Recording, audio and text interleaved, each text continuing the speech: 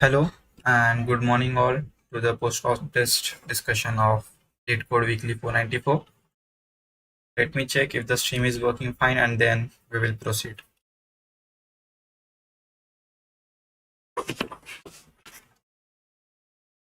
Hello and good morning all to the post-contest discussion of LeetCode Weekly 494. Let me check if the stream is working fine. So yes, we can proceed. Just connect my earbuds.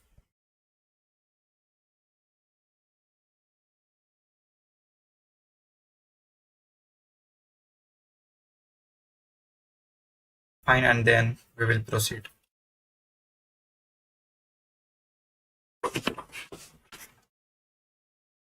Hello and good morning all to the post-contest discussion. Yes, so everything is working fine. Let's get started. So let's take a look at the very first problem of today, which was construct uniform parity array 1. Problem B was also kind of similar, but only with one extra condition. So we will discuss both of them together.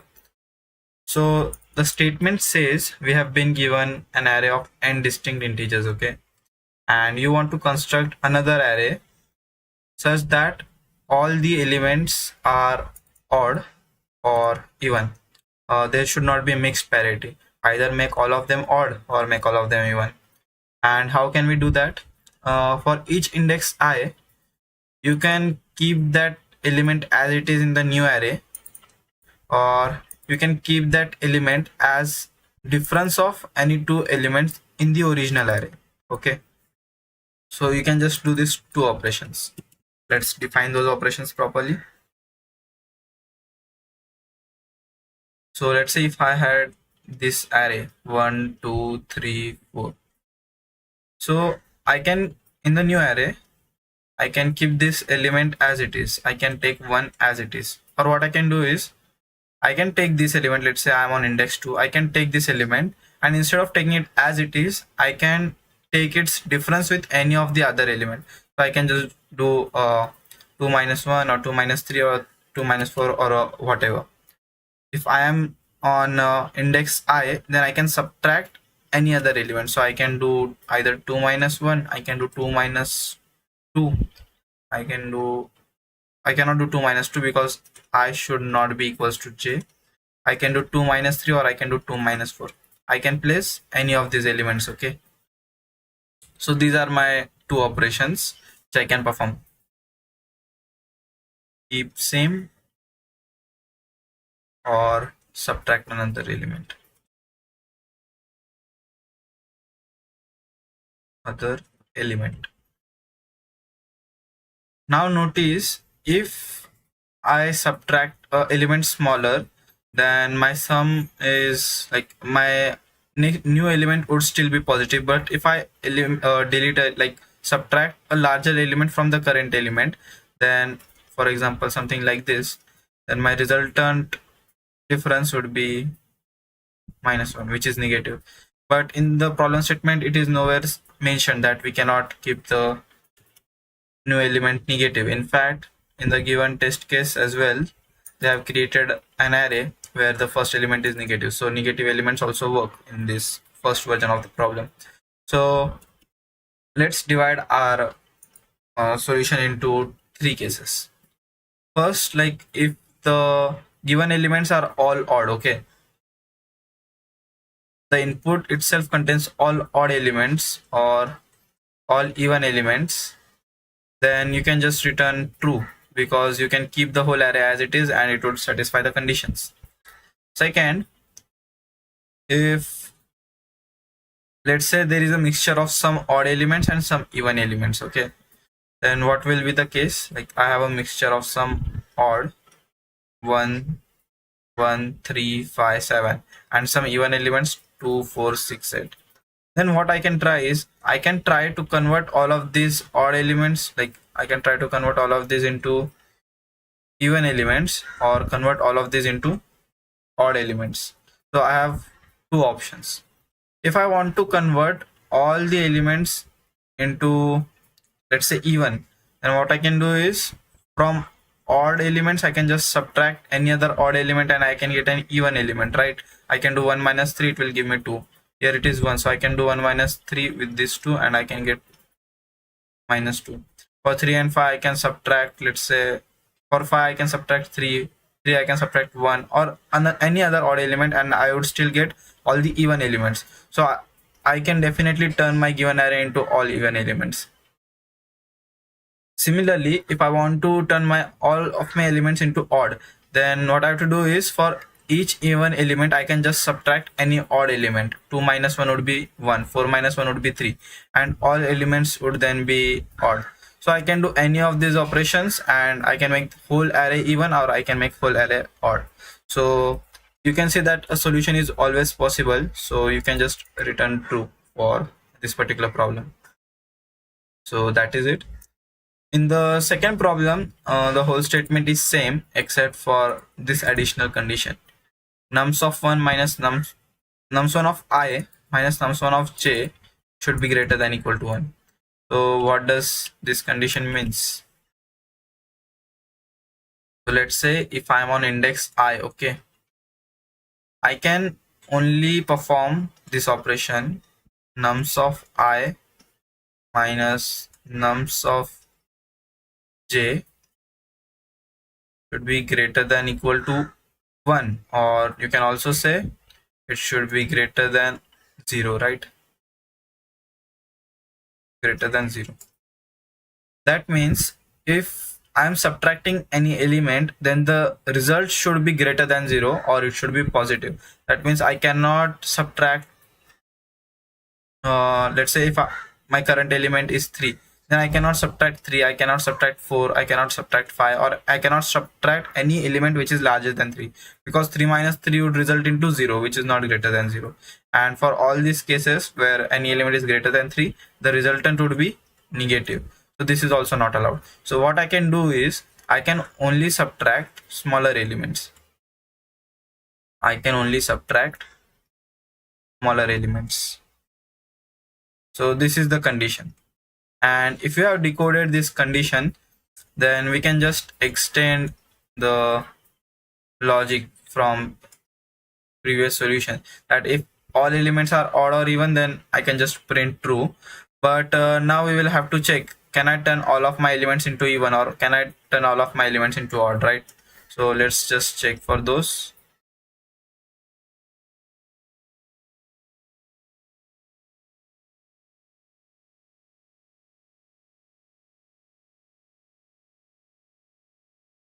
This was my 3, this was my 5, and this was my 4, let's say. So first of all, if I take a look, can I turn all of my elements odd? This is my question. So there is an observation, like for larger odd elements I can definitely subtract the smaller elements. Like for 5 I can subtract 3, for 3 I can subtract 1, for 7 I can subtract 5, or any smaller element, and I can, okay, we were discussing about odd, sorry, this is for even. Okay, I'm trying to convert all of my elements into even elements, so I won't touch the even elements because they are already even. For odd I will try to convert them into even. So to convert an odd element into even, we need to subtract another odd element, and for large odd elements I can always subtract a smaller element from it. Okay, so I can do 7 minus 5. For 5 I can subtract 3, 1, or 1, any of those, and I will get even number. But for the smallest odd element, I won't have any smaller element, right? Because this is the smallest odd element. Let's pick the smallest odd element. And for that we cannot perform this operation. I can only subtract smaller element. For a small odd element, even smaller odd element does not exist, right? It would be a fallacy because they are already picked at the smallest odd element. So therefore for that element we cannot subtract anything, and it would still remain odd, and we will have converted rest all array into even. That means there would be one odd and rest all even. So it was not possible to convert all elements into even elements, correct? Because one odd element would still exist. So let's now see if it is possible to convert all elements to odd.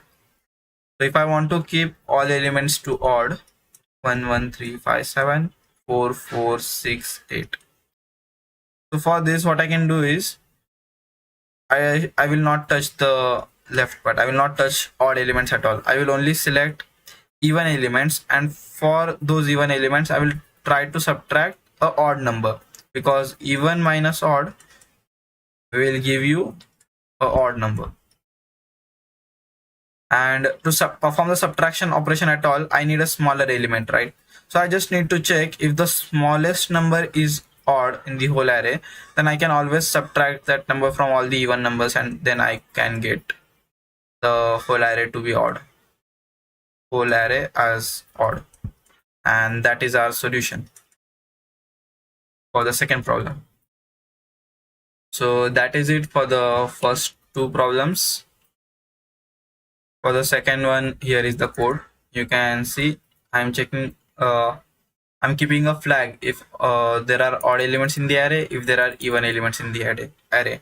And here are the conditions. The first condition says if all elements are odd, and the second condition says if all elements are even. If either of these case is true, then just return true.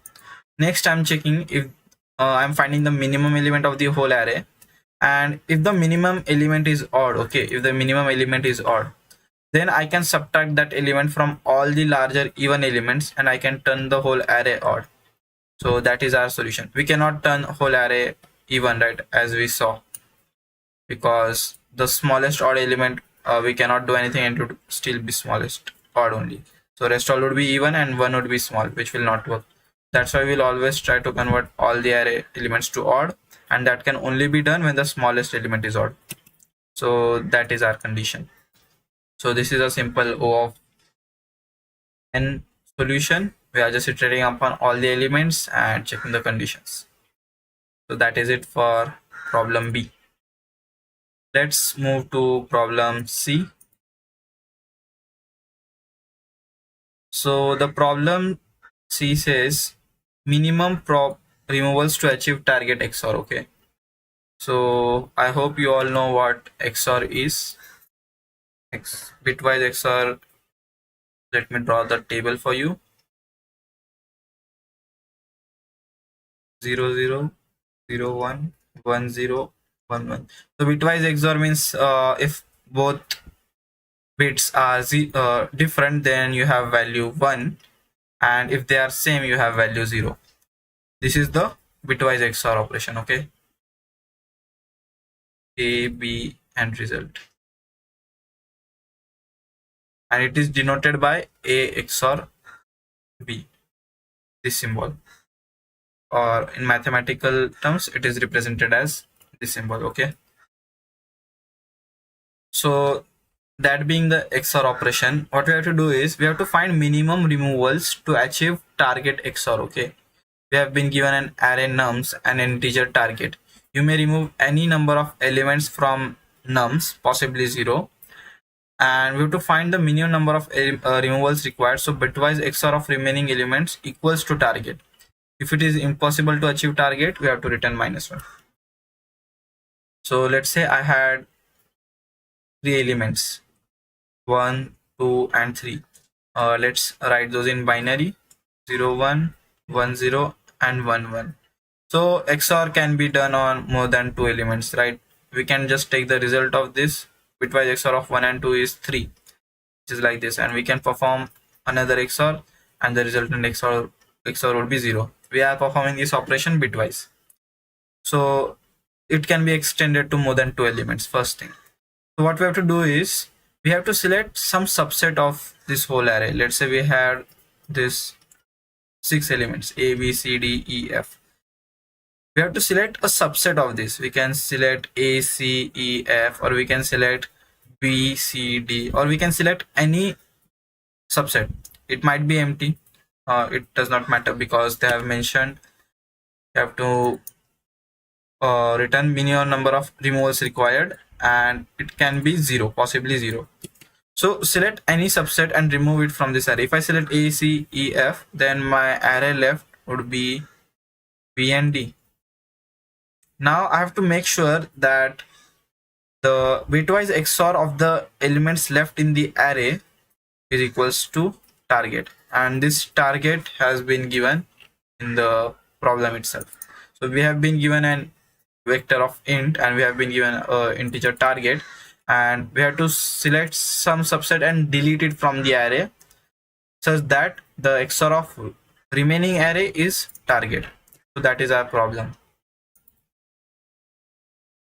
So we can frame this problem in two ways, and it is actually very important how you frame the problem, because this is like a DP problem. Okay, if you take a look at the constraints, nums dot length is 40 and nums of I is like each element can go up to 1e4 and the total length of the array is 40. So if you try for a brute force operation, let's say like for a brute force solution, what you can do is you can go with something like a knapsack kind of thing, recursion. You can either take each element or you cannot take that element. So for each element we can have like two options, and there are n elements, so you'll have 2 to the power 40, which is well above 1e9, right? You will have to perform 1e9 operations, which will give a TLE. Or you can also iterate upon the bit mask, but the number of bit masks would also be same. The number of bit masks would be 1 left shift 40, and that is also similar to like 2 to the power 40, right? This and this is same. So if you just try to do a brute force solution, either I can take an element or you cannot take an element, and you try to figure out, okay, is this my answer, then it will give us TLE. So normally what you do in knapsack is you just introduce a DP vector and you cache all the results over here, and this reduces our time complexity significantly. Okay, so how can we actually do this memoization in this problem? We can see if we perform a brute force, we have like too many states to calculate, but if in some way we are able to memorize the solution, then we'll be good. So let's take a look on how to memorize this. Normally in this kinds of problem where there is bit manipulation involved, it's actually important that you not only look at the length of the array, but also the range of each individual element. Here you can see the maximum value of each element can go up to 1e4. Okay, so it is very important because in bitwise operations you can see 1 0 0 0 and 0 1 0. If these are my two elements, then the result actually contains 4 bits. Okay, be it 2 elements or be it 200 or be it 2 into 10 to the power 5. So my result of bitwise operations is already limited to this 4 bits only. If all my numbers are in 4 bits range, then all my results would also be in the 4 bits range. So if my answer depends only on the result, then actually I don't need to iterate upon indices. Okay, normally we do DP of I, and I over here denotes some index,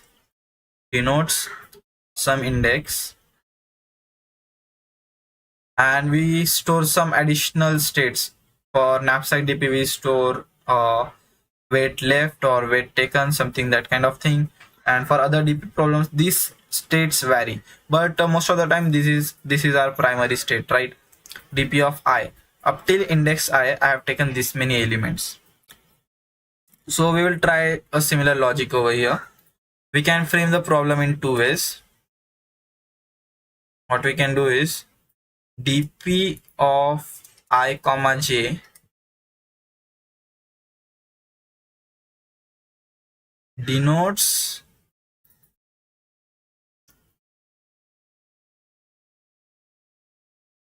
minimum element removed to form XOR j. I can do this thing like this is my index, minimum element removed to form j up to in the range 1 to I. Okay, I can frame this problem like this, and j is my XOR value, because we can see since each element can only have at max value 1e4, which can be stored easily in 14 bits, then I can see, yeah, all of my elements will lie in 14-bit range, and 14 bits is something around 16k something, 16300 something. So I can easily see, okay, all of my result values are less than or equal to like this value. I can just keep max val equals 1 left shift by 14. So I will have these many unique values of XOR possible for 14-bit numbers, and I have only 14 dices. So my DP table would contain only 40 into 1 left shift by 14, which is 16k approx, 16 into 10 to the power 4. My ultimate value would be 64 into 10 to the power 5, which is nothing but 6.4 into 10 to the power 6. This can be our DP table. So if we memorize the whole solution this way, then it is possible for us to solve this problem. So we have done nothing, we have just defined the problem as a DP problem. They asked us return the minimum number of removals required so that the bitwise XOR of remaining elements equals target. Now to find the minimum number of removals, we need to store some information. So for each element, if we just progress, I'm on index I, then I can calculate the states for I plus 1 easily. Normally this is the scenario, that's why I need index I in my state. And for j, like if my current value is 3, then I can add the XOR of just next element, let it be 4, 5 or anything. To calculate the new XOR, you need the previous XOR value. So that's why we are keeping these two in the states. Actually, you can completely discard this first value. It's not needed much, but for a beginner's perspective, if you keep this first index, then it's really easy to understand the problem. Also, you can define this problem in another way. Okay, what you can do is dp of I comma j equals maximum elements to, wait a second, what was our exact problem? So the remaining elements should equal target, correct? So if my remaining elements,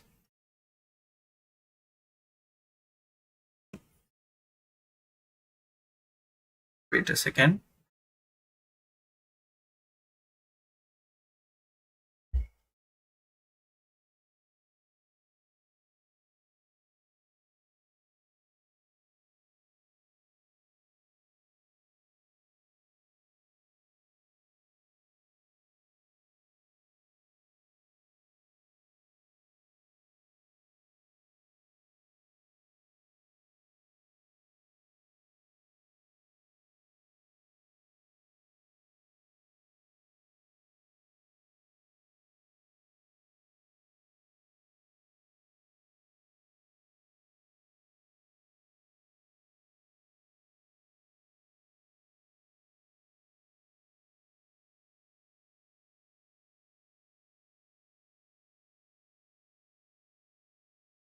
yes. So max elements to keep so that XOR of all of them is target. Minimum elements to remove is counter, like inverse case. Okay, minimum elements to remove, you can also define it as maximum elements to keep, right? If you keep maximum elements or you remove minimum elements, then the answer is same. Okay, so we can also define it using this way, and we'll be solving the problem right now using this definition, because this is a really standard problem, and I have submitted both the solutions, and I will take you through both the solutions, but this one is a bit easier to understand. If you understand this approach, how to find the maximum elements to keep, then you can just make some changes to the code and it will also work for the minimum. So what I have to do is, now I have to find maximum elements to keep so that the XOR is target, right? So let's say I want, like, let's say I have a target of 3 and I have some elements 1 2 3 4 5. Okay, so maximum elements to keep so that the XOR is target. What I can do is, initially I start with 0, I haven't taken a single element. Next I have the option to take 1. So should I take 1 or not? If I take 1, then my XOR value would be 1. If I do not take 1, like, my XOR value would be 0. Now after selecting one element, then my XOR value can go up till 1. If I select two elements, like, I'm extending this whole thing forward. Now I have the option to select 2 or not select 2. If I select 2, then my XOR would be 1 XOR 2 and it would give me 3. Okay, so what I'm trying to do is, I'm trying to find for each value. For 1, I'm trying to find minimum number of elements required so that the XOR can be the target for each value. For 2, I'm trying to find the minimum number of elements required to keep XOR 2. For 3, for 4, and for 5 also. If my array is this, then my DP array would contain 1, because I can select only 1 and my XOR would be 1. If I can select 2, then it is 2. But we want maximum elements, right? So if I try something of this kind, 1 XOR 2 XOR 3, then my result would be 0. So if I just add another 3 into the split, and my result would be again 3, and the number of elements included over here is 4. So we have to find this value. Maximum elements I can select. If my array was something like this, it contains 1 2 3 3, then I should select all of those, and this will be my DP of 3 equals 4, because we can select 4 elements and we can form a XOR of 3. So if we find this for all values, then our answer would be nothing but DP of target. So this is how we are defining our problem. Now let's take a look at the transitions, because now we have defined the problem, we have defined the state, but how to come up at this state, how to actually get the solution. Okay, so we'll try defining our state. So if my array is, let me draw a complicated array. Yeah, now what I will do is, I will try to find for each value. Let's try to find denote this in binary: 0 0 1 0 1 0 0 1 1 1 0 0 and 1 0 1. So we can see that all elements have only 3 bits. So I have to find for all 3 bits these answers.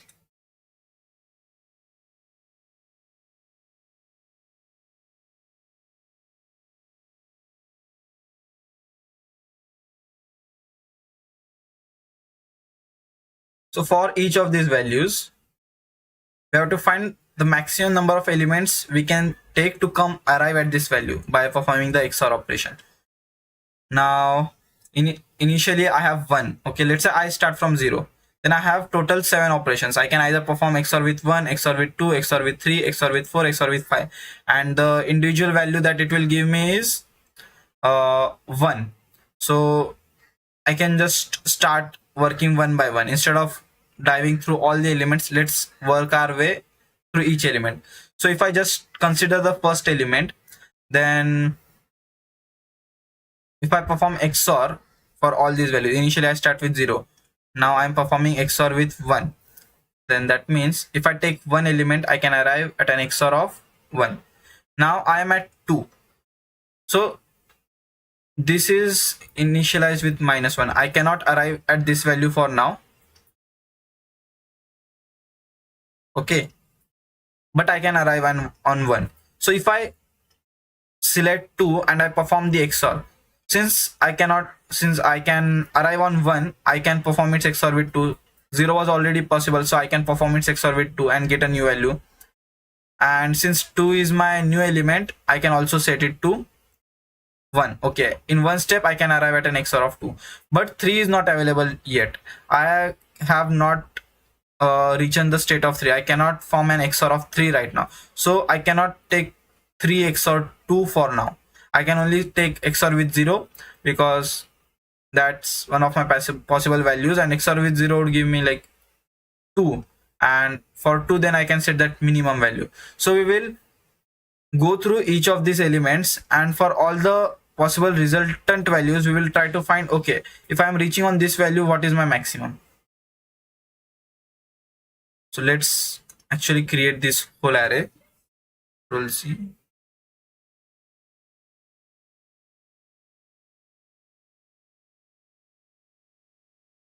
Initially I can only reach 0 if I don't take any elements at all, 0, and rest all I cannot reach, so I won't denote it with anything for now. Now I will jump one element and I can see 1. Okay, if I perform XOR with 0, then I get result 1. That means I can reach 1 in one cost, because cost for reaching 0 was 0, and if I add one element then I can reach 1, so the cost would be 1. 0 plus 1. I cannot reach any other elements. Next I will go to 2. So I have 2 elements reachable, so I can perform 0 XOR 2 and 1 XOR 2, and the cost would be nothing but dp of 0 plus 1 and dp of 1 plus 1, because we were at 1 and we are adding one element, so the cost would be dp of 1 plus 1. 1 XOR 2 you know is 3, right? So dp of 3 is equal to dp of 1 plus 1. That would be our resultant expression. So I can do it as 2, and 0 XOR 2 is nothing but 2. So dp of 2 is nothing but dp of 0 plus 1. dp of 0 is 0 and 1. So this would be my resultant value. Next we will move to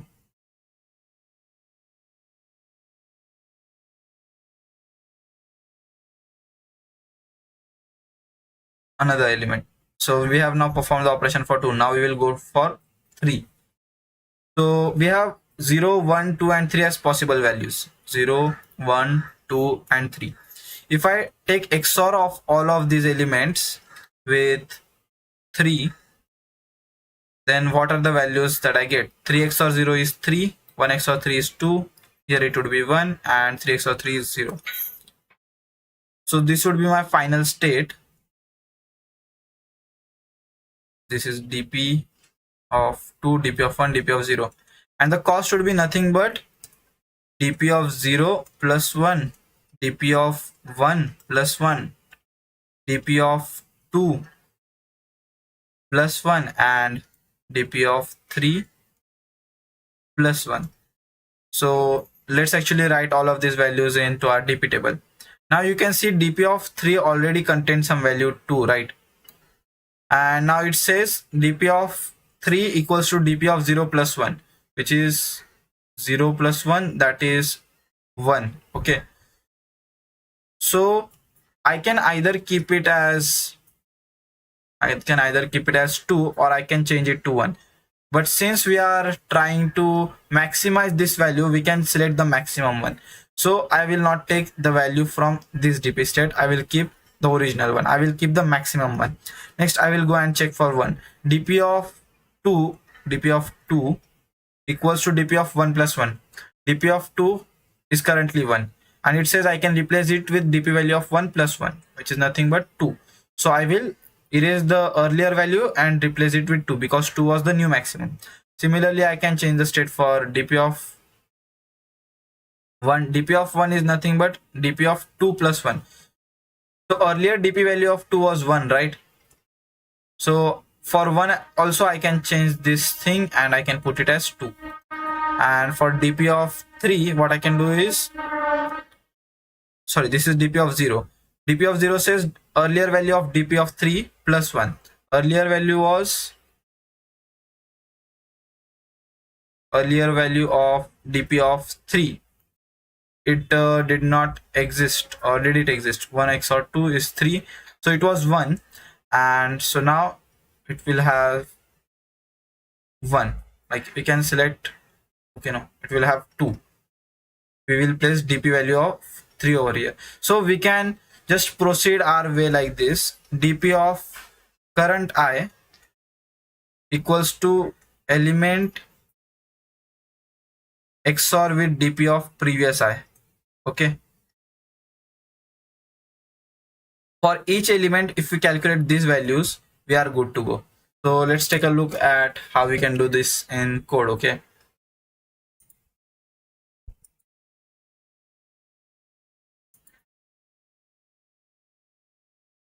so what we are doing here is we are iterating upon each of these elements, and for each element I'm iterating from 0 till the maximum value possible. What is my maximum value possible? It is something above 1e4.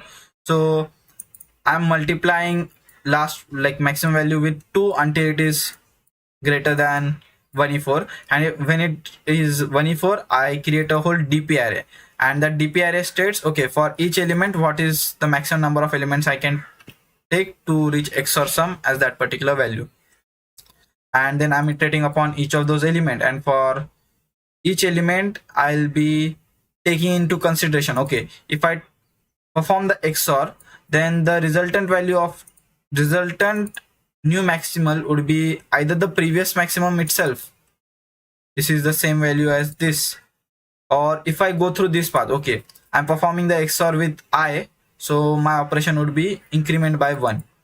So I'm checking maximum of both of those, and I will do this for all the n elements, and after performing this operation I can just check, okay, what is the maximum elements I can select to reach target value. It says target value is not reachable, then I can say -1. Okay, the target value is not reachable at all. But if it is not -1, then I can just subtract it from n, because the question asked us to remove the minimum, so we have selected the maximum. So if we just subtract that value from n, then we will get the minimum elements kept, and that is the solution for problem C. This is actually a pretty standard trick, XOR sum, unique XOR values. Okay, distinct XOR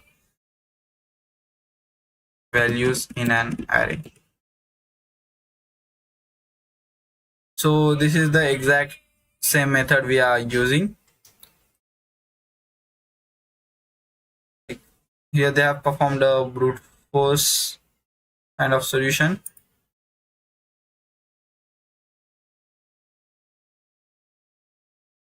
XOR sum equals k.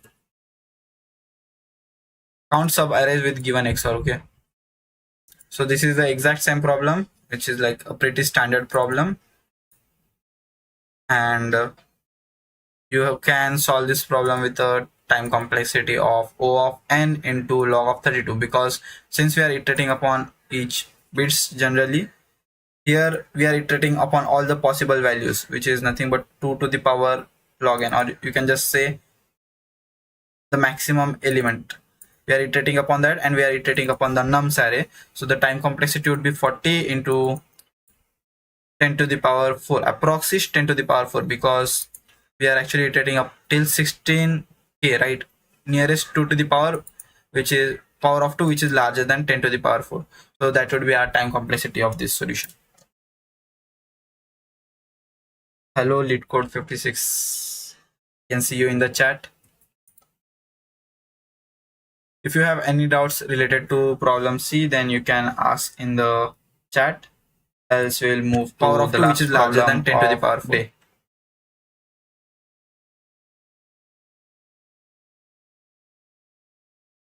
So the last problem was also based on bit manipulation, and it's actually quite an interesting problem. So before diving into the code, we will need to brush up some techniques or observations from bit manipulation.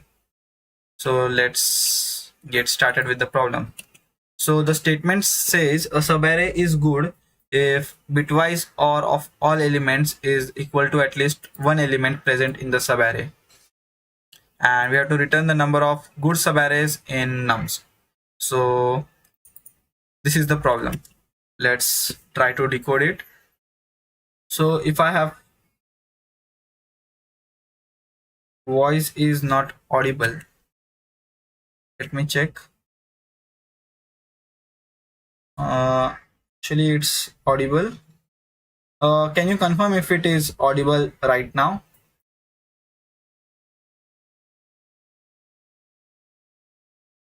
I think it's audible. I just checked the stream and it was audible. So I will continue. If there are any issues, then please let me know.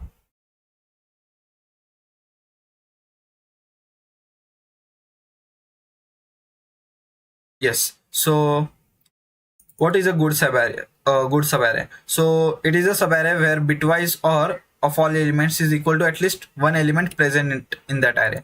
So we can take any of these elements and like let's take a sample test case and perform a dry run and check. So if I have this array, let's say I have this array 2, 4 and 6. Okay, the bitwise representation would be 0 1 0 1 0 0 and 1 1 0. Okay, so find me the number of good subarrays over here. So the total number of subarrays is actually 6, right? Either we can take individual elements as subarray, or we can select first two or last two, or we can select whole 3 elements. So these are the 6 total subarrays possible. Now for each of those subarrays, let's try to identify if they are good or not. So a subarray is good if the bitwise OR is in that subarray itself. So for individual elements, it will always be true. The bitwise OR of 2 is just 2 and 2 is present in that subarray itself because that is the element itself. So it is always an answer. So each individual element will always be a good subarray. Each individual element would always be a good subarray. Let's try to find it for two sized elements. So if I have two elements 0 1 0 and 1 0 0, so the bitwise OR is 1 1 0, and is 1 1 0 present in these two elements? It is not present. So these two elements does not form a good subarray because the bitwise OR of all the elements in the subarray is not present in the subarray itself, so it's not a good one. Now let's try to find it for this subarray. So I have 1 0 0 and 1 1 0. Now the bitwise OR is 1 1 0. Okay, so is 1 1 0 present in the subarray? Yes, it is present. So that is actually my one more valid subarray. So each individual element was a valid one, so it was 3. Now we have one more. If I take this B array, so I will do a +1. So I have checked for all subarray of size 1 and all subarray of size 2. Now I will check for all subarray of size 3.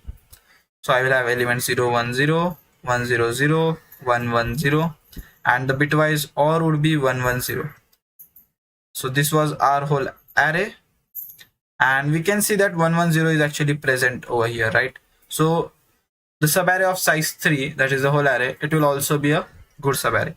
So the total number of good subarrays in this particular test case would be 5. So this is the like problem statement. We will be given an array and we will have to find the total number of good subarrays in the given test case. So now we just did a dry run and we got the answer. And what logic did we use? We were iterating over all subarrays, and for each subarray we are trying to find the bitwise OR. So if we just try to code this stuff, if we just try to code, iterate upon all the subarrays, we know that there are exactly n into n plus like n choose 2 subarrays present, right? You can select one left point and one right point from the whole array, and you can create a subarray out of that. So it is nothing but n into n plus 1 upon 2. Okay, So these many subarrays. So if we are iterating upon these subarrays and we are finding the bitwise OR, so now we have select, like if we try to do this, then the time complexity is O of n square, which is not acceptable. Also, we not only have to find the bitwise OR of the subarray, we also have to check whether it exists. So inside that way there will also be additional check, etc. But the overall time complexity would still be O of n square, okay, which is not good, which will not pass, because the constraints in this problem are really high, which is 10 to the power 5. Each element can go up to 10 to the power 9, and the size of the array can go up to 10 to the power 5. So we cannot actually implement this approach where we iterate upon all the subarrays, try to find the bitwise OR and check whether it is present or not. So we will have to come up with a better solution. So let's first dive into some observations. The first one being, bitwise OR is monotonous.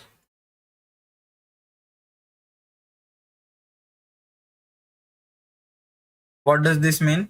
Let's say if you have a array and if you take bitwise OR increasingly, so initially my bitwise OR was 0, here it would be 1, here it would be 1, here it would be 7, again 7, and again 7. So the array might be increasing, then decreasing, then again increasing, but bitwise OR is always increasing, okay? Like it will either increase or it will remain same. You can say it increase for the first 4 values and then it remains same. It never decreases, because it's logical, right? If you select one new element, then the contribution of that element, it can only improve the previous one or it can keep it same. It cannot reduce the number of bits, right? If 3 bits were already set, then it can add more bits to its left side, but it cannot remove any of its existing bit, because OR is an additive operation. It will add stuff, it will not remove any stuff. So my bitwise OR is monotonous and it will always increase. So that is my first observation. The second observation is,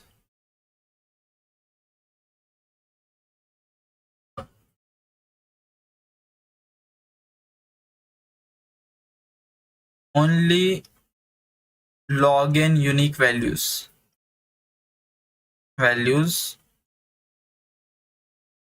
of bitwise OR.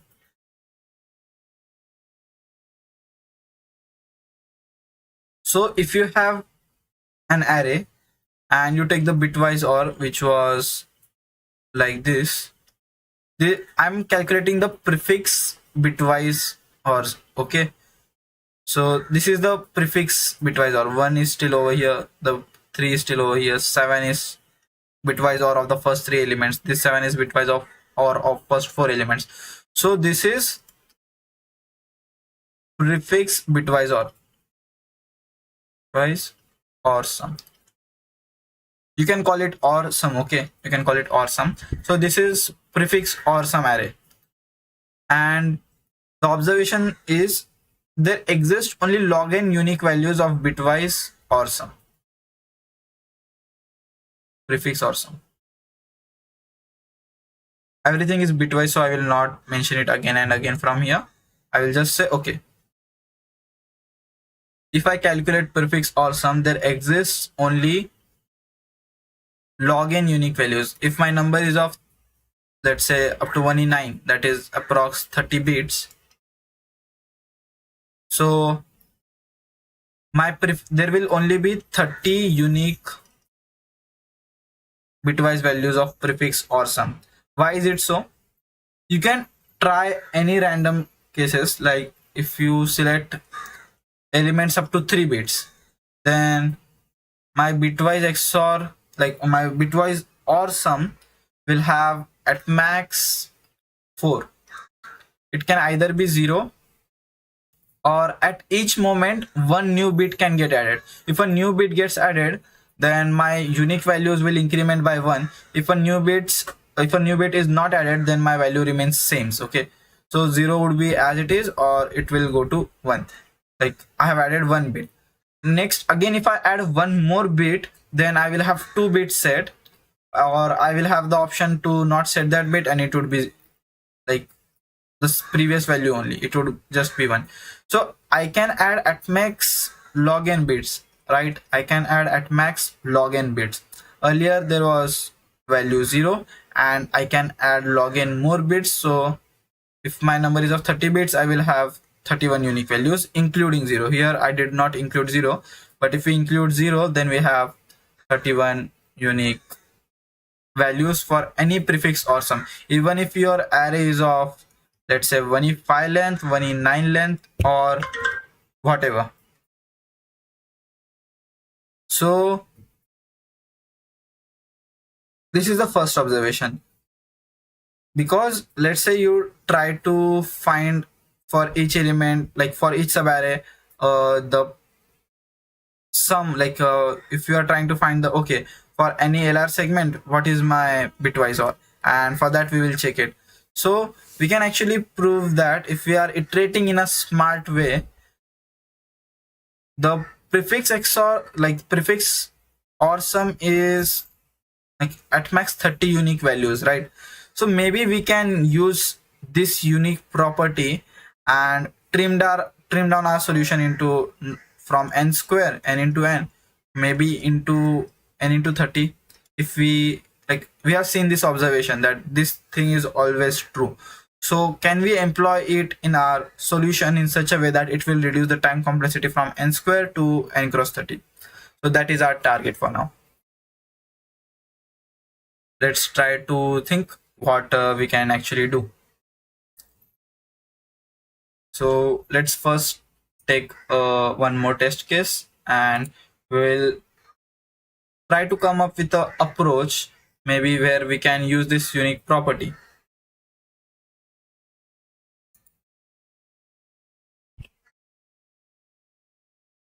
So if I have this array 2 1 2 0 7 and 4, now for each element I will have to use something from these two properties and see, okay, is it possible? So first of all, what we can do is we can see that I have only 30 unique values. So even if I am on, let's say, 1001th element, my previous range from 0 to 1001th element only contains 30 unique, let's say, login unique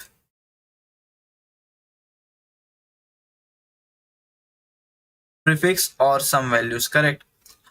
So maybe I can maintain this whole stuff and I can iterate. I can maintain the total number of unique bitwise ORs for the prefix, and I can keep on extending them. So I will have how many distinct values over here? It will be, let's actually do it. For 2, I will have, I can just copy this to the right and do a dry run over to the left.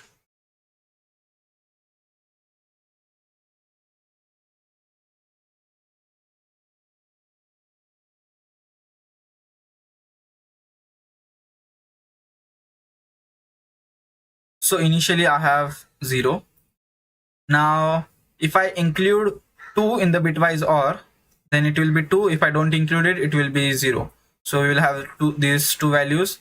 Now if I add new element, then how many different values are possible? But actually we are not selecting subsets, right? We are actually going forward with prefix XOR, prefix or sums. So I will compulsorily will have to add 2, then if I will have to add 1, then I will have to add 3, and it will go on like this. But for now, let's just do this way. 1 bitwise OR with 0 is 0 will be as it is, 0 OR with 1 is 1 and 2 OR with 1 is 3. So we'll have 3 unique values if we are going with subset way.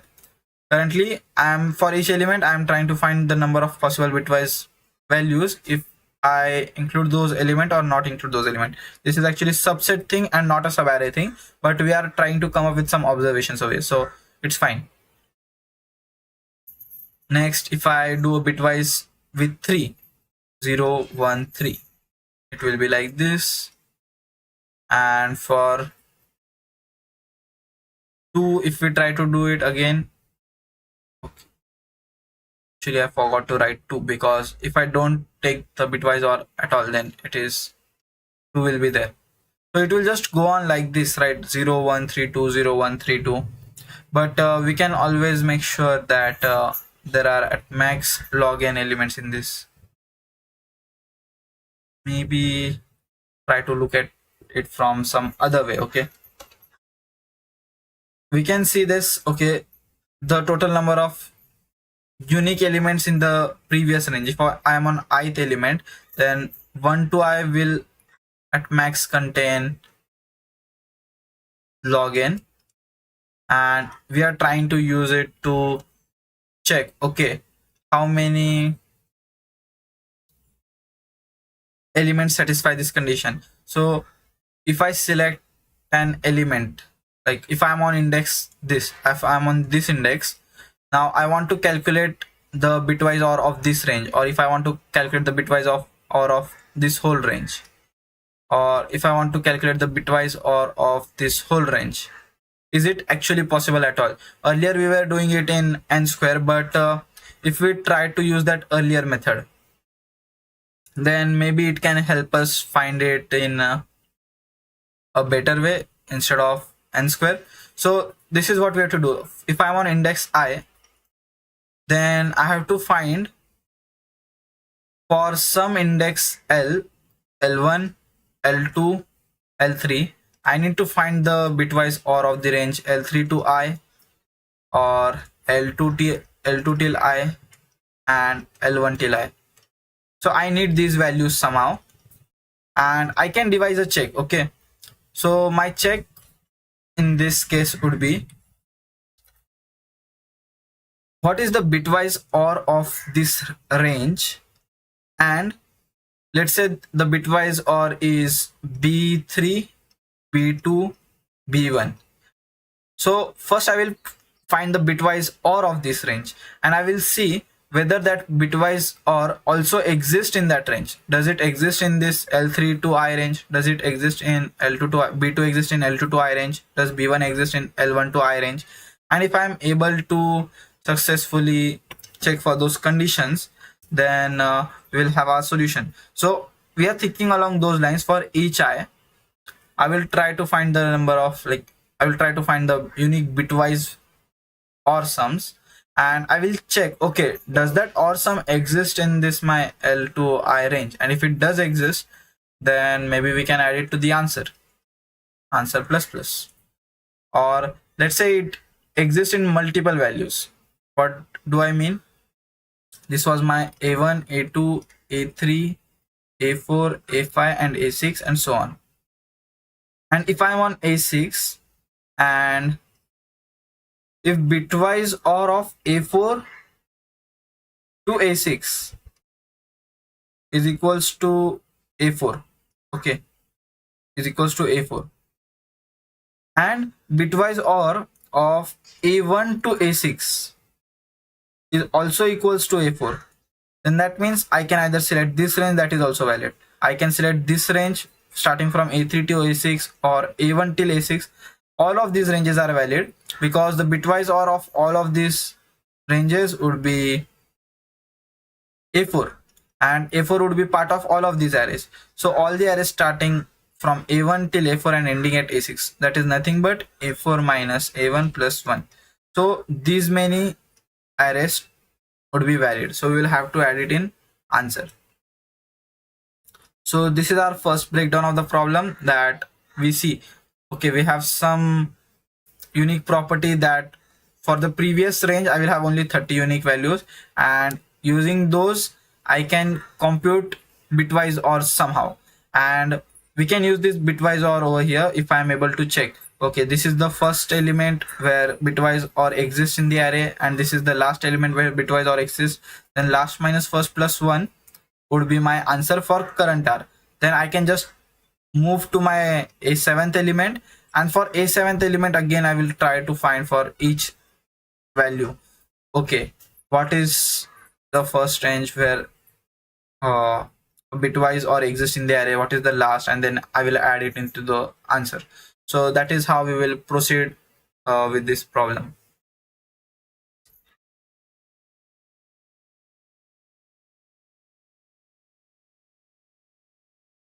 So there is one key observation, which was bitwise OR is monotonous, right? So let me draw a good test case where you can actually understand a very important caveat or very important trick to this problem, which will help us formulate the solution further. Let me just try to come up with a good test case for you all. Give me a moment.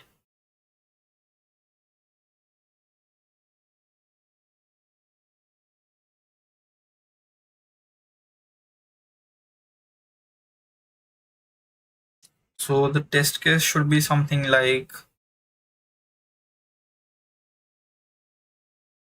2 2 2. Then I have elements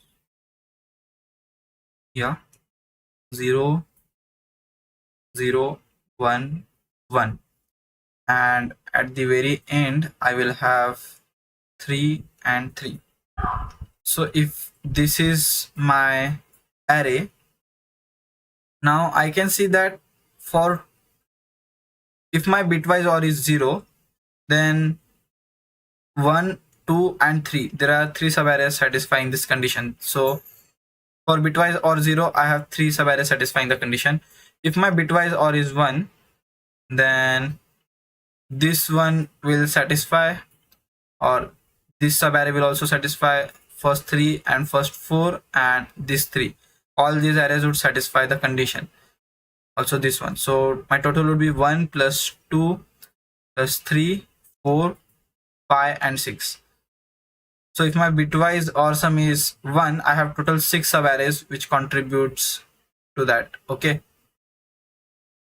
If I have bitwise OR sum equals to 2, then it can start at this and end at this.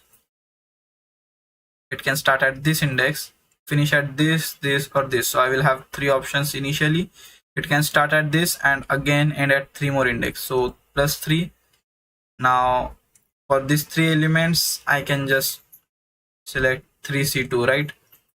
So if bitwise OR is 2, I have these many elements possible. 3C2 is nothing but 6. So total elements should be 12. For 2, I have answer equals to 12.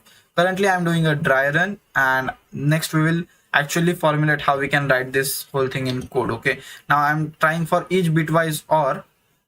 If I find them individually, then what is the answer? And using some algorithm, if we try to come up with a solution, will the answer be same? So for now, I can see there are a fixed number of unique bitwise OR values, which is nothing but 0 to 3 right now, because there are only 2 bits, so total 4 unique OR values would be possible. So for 3, I can, like, I will have so many options. Let me just write this array again and we will calculate it. 1 1 0 0 2 2 2 3 and 3. So if I select 1 and if I select 2, then the bitwise OR is 3. So either I need one occurrence of 1 and one occurrence of 2, or I just need one occurrence of 1, and all of these arrays would give me my answer. So let's first count for this case. If I select at least 1 3, then due to 3, the number of good subarrays can, like, for this end I will have 1 2 3 4 5 and 6. I will have 6 subarrays for these 3, and for these 3 I will have 1 2 3 4 5 6 and 7. So I will have 7. And if I select just 1 and 2, what will be my total number of sub-arrays due to which I will have the answer? So actually the bitwise or needs to be present in the array. So just 1 and 2 won't actually fulfill the condition. If I just select 1 and 2, then it won't fulfill the condition and I will need one more occurrence of 3. So what I can do is, instead of just counting till, for this 3 I will have 1 2 3 4 5 6 7 and 8 values, and for this 3 I will have 9 values, and that will be my answer for 3, 17. And the sum of all of these would be my final answer. Okay, the total count good sub arrays for this particular array would be this thing. So if we have, like, currently we have manually done this for this particular problem, now we have to do it in some algorithmic way. So what we can actually do is, we can just keep on extending the earlier values. We can proceed, and for each element, if we take the bitwise OR over here is 1 1 1 1 3 3 3. Now we can see, okay, my current bitwise OR is 3. Now if my array is ending at I, do I have like any element which will get me this bitwise OR? So I can see that element ending at 3. So what all unique bitwise OR values are available for 3? Or you can say, if I'm on this, okay, if I'm on this, then my first unique bitwise OR is 2, another is 2 or 0, 2 or 0 or 0, 2 or 0 or 1, and 2 or 0 or 1. So here there are only 3 values. Let me try to come up with another test case, which is 1 2 4 8. Okay, if I have this test case, what are all the unique bitwise OR values ending at 8? So they all would be nothing but, if we just take element 8, if we just take this last 2, if we take last 3, and if we take last 4. So what I can do is, I can maintain all of this. How I can maintain? I can do in an incremental fashion. I can store all the bitwise OR. Here it would be 1. Here I will have 1 bitwise OR with 2, which is 3, or we can just add 2. So starting at 1, I have element 1, starting at 2, I have element 2, and also I need to maintain the prefix OR for this element, so it would be 3.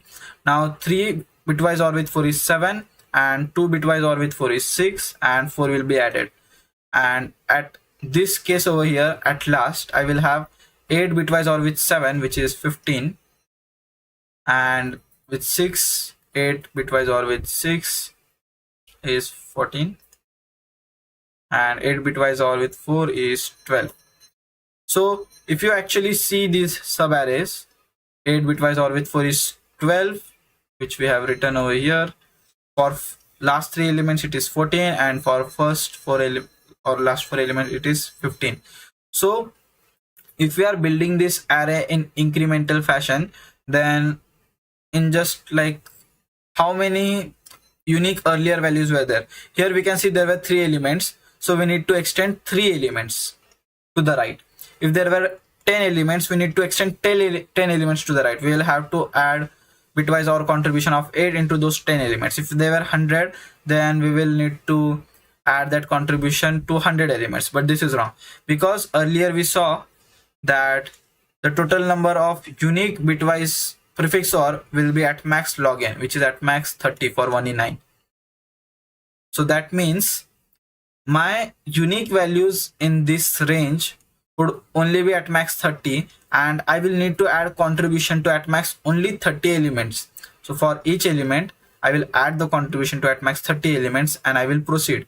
Now when I proceed, I can see, okay, my bitwise value is 15. Is it present in any of these sub arrays?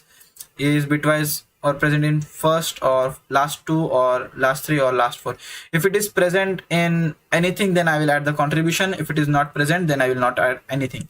And how to add the contribution? Find the first index where the condition satisfies, find the last index where the condition satisfies, and add all that many indices. Okay, so that is how we will proceed. Let me take you through the code. So this is my code. So first I'm storing the size of the vector in a integer n, and initially my answer count is 0. I haven't found any good subarrays. Next I'm proceeding through my array, and I am storing all of the bitwise prefix or with their indices. Why? Because I know that 30 unique values exist, but I also need to know where that unique value started or where that unique value is finished. So if I try to write bitwise or for this array, it would be 1 1 1 1 1 2 2 2 and 3 3. So I need to find either the first occurrence where this bitwise prefix started or the last occurrence where this bitwise prefix started. Okay, the array would look something like this. There will be some occurrences of element 1, then some occurrences of element 2, and some occurrences of element 3. That will always be the case. So if I just store it in compact form, maybe I can store the first element of where this new element started, first indice of where this new element started, or last indice of where this element started. Then it will help me store it in condensed form, because I know that one spans from this first occurrence to just one behind the first occurrence of new element, and I can create my whole array again. Or if I know that the bitwise or from this till this is same, then if I want to add the contribution, I can just do index of this element minus index of this element plus 1. This formula, right? A4 minus A1 plus 1. That was the last index where my values match and first index where my values match. And if I'm able to do those, and for doing those I just need either the first occurrences of each range or last occurrences of each range, and we are good to go. Let me actually name this to something meaningful. So in this map I am storing this is my last occurrence for each element. Okay, we also need this condition, correct? Occurrence of each element. So this is my first part. In this map I'm storing last occurrence of each element. So if I calculate some bitwise prefix or, then I need to check, okay, does that element, if I have found in this whole array, if I'm on index I, the bitwise or till this range is, let's say, 10. Does 10 exist in this range or not? For that I need the last occurrence of 10. If last occurrence of 10 is below this, then it does not exist in the range. If last occurrence of 10 is inside this range, then the answer exists inside the range. So that is why I need a last occurrence for each of the element to just perform a of login check. So we are storing last occurrence of each element. Then I have created the current or and next or values. These are my vector of pair int comma int, where I'm actually storing this condensed array. Okay, I'm calculating some bitwise prefix or, and I am storing it with the index at which it occurred. Okay, I'm pushing all of those values into my current or values. I'm iterating upon each element and treating it as the right endpoint of the array. So initially, if my first element is the right endpoint, then second element is the right endpoint, so until the last element is my right endpoint. First I am processing it, that means I am updating the last occurrence of that element. So the last occurrence of current element would be the current index R. Then I am adding this new contribution. So if I am considering one more element over here, let's say 11, then you can see for 1 I added 1, for 2 I added the contribution of 2, for 4 I added the contribution of 4. 8, I have to add the contribution of 8, and so on. Whenever I'm going through a new element, then I will have to add the contribution of that element, right? So I'm storing it in a compact form. As I told you earlier, I need to store the indices at which that prefix prefix or occurred, and I will just push that value as well. So I'm pushing back that value nums of r and the index at that XOR, like the bitwise or occurred, and for all the unique values which were present in my array, which is guaranteed to be less than equal to 30, right? So I will iterate upon all those values, and I will take bitwise OR of all those elements with my new value. So you can see for 8 I took a bitwise OR for 7, for 6, for 4, and added that one as well. So I'm just inserting it into my array. So my new value would be nothing but whatever my previous prefix OR was, and I'm taking a bitwise OR with the current element, and I'm only inserting that if they are unique. So this is my condition. If they are unique, like the element already inserted, the last element inserted is different than the current element, then only I am pushing it back. If they are same, it does not make any sense, because then we'll be inserting the duplicates, and our number of unique elements will not hold, because now we are actually not only inserting unique but duplicate elements, and that will give us a n square memory, which will result into a TLE. So to make sure that the element count stays less than 30, we are only inserting unique elements, and to find the range at which they are spanning, I am also storing those indices. Okay, and after processing the whole thing, I'm like, first I calculated the next OR array, because I need to treat those two arrays as separate. This was my previous and this was my new. If I just perform the operation on a single array, then it is chaotic. You know, in bitwise operations, especially in previous problem as well, if you don't treat it as a new, you cannot perform an operation on the array while iterating upon it. That will give you many undefined behavior of the code. Okay, and it might also give you runtime error also. So never iterate upon the array, and also update it. Create a new array, store all the values over here, and replace it with the current array. Because if you just update 8 XOR 7 with 15, then maybe 15 will exist in the array, and you will try to perform 8 XOR 15 again, and you will have some new values which didn't existed at all.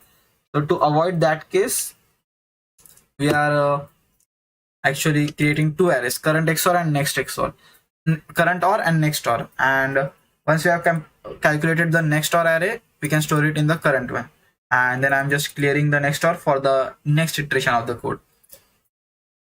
Now I have all the unique possible bitwise OR values, correct? I'll have this kind of array: 15 along with some index I, 14 along with some index I, 1, I2 and I3. I will have these many values stored in my current vector, and they will be less than equal to 30. Now I can just iterate upon all of this. I see, okay, all I greater than equals to I1, this is my I1, if this is my I2 and this is my I3, all I starting at like I1 will have bitwise value 15. Greater than equal to I1 will have bitwise value 15, because let's say if I start at 2, then you can see that element just ahead until the very next new value, all of these have same bitwise value, right? So I can see, okay, all elements greater than I1 but less than I2, this range, greater than I1 but less than I2, will have same XOR value. Sorry, bitwise OR value. Sorry for messing up a lot. Like in the third problem we discussed XOR, so the word XOR is still on my tongue. Sorry for that. But yeah, this is the OR, right? So for this range, the OR will be same between I1 and I2. Then when I come over here, for I2 to I3, all of these values will be same, and so on. So what we can do is, we can just iterate upon all the elements in the reverse fashion. So I can go like this. and I will see, okay, if I select all these many elements, this is the maximum bitwise OR. I will check, does that element exist in this whole range, and if it does exist, then good. If it does not exist, then I will not add the contribution, and after that I will jump to this new start, not actually this new start. All of these were 1, so I have calculated for these ones. Now I will go for 2. So like this I will iterate. So I have stored the bitwise OR and the index, corresponding index in the current OR vector right over here. So I'm extracting those value and max cell. Then I'm trying to find the last occurrence of that value in my vector, and I'm storing that as element index. What is the last occurrence of that element, the total bitwise OR, and I'm checking, okay, my valid left would be my max cell or my element index. So the condition that we discussed was, if this was my whole array and the bitwise OR of these elements, let's say it was A1, A2, A3, A4, A5, A6, A7 and A8. Okay, if this was my, let's say if this was my bitwise OR, okay, and element existed outside this range, then my answer is not valid. But if element existed inside this range, yeah, the answer is valid. And not only A6 but all the arrays starting from A5 will be valid, because the bitwise OR was same for all these values, right? So it would be minimum of my element index, last occurrence of element, which is element index, or this max cell value. What is this max cell? Max cell is nothing but the starting occurrence of the bitwise OR, which is nothing but A5, and element was at A6. So I am trying to find where will my contribution start. Will it start from A5 or will it start from A6, or is it outside the range? Is it A3? So in this case it will start from A5. Okay, what if it was A3? I will write it over here for another case. We have these two cases, right? Either it will A5 or it will be A3. So the valid condition is true, like I can only add the contribution when it does not goes to the contribution of previous element. So let's say the bitwise OR over here was 1 1 1 1, and over here it started 2 2 2 2. So my valid range is only from A5. So I'm checking for that condition. If my valid left is greater than my previous cell, that means if my element, this minimum value, is greater than the last occurrences of this element, if it is, then only add it to the answer. If it is greater than A4, then only add it to the answer, else don't add it. That is this condition. If my valid left is greater than previous cell, then I will add all of those indices, and then again I will change the occurrence, previous of L equals to max of L. So for the very next iteration, then again I am updating, okay, this is now my previous of L. Then if I have some more elements, A9, A10, A11, then again I will update previous of L for very next iteration like this, and I will keep on doing so, and using that we can find the actual valid range and increment it into the count. So that is the code for the very last problem. So that is it for today's 4 problems. I hope you got the solutions. If you have any doubts left, feel free to reach out in the comment section. With that, I'll be wrapping up this stream. Thanks for joining all.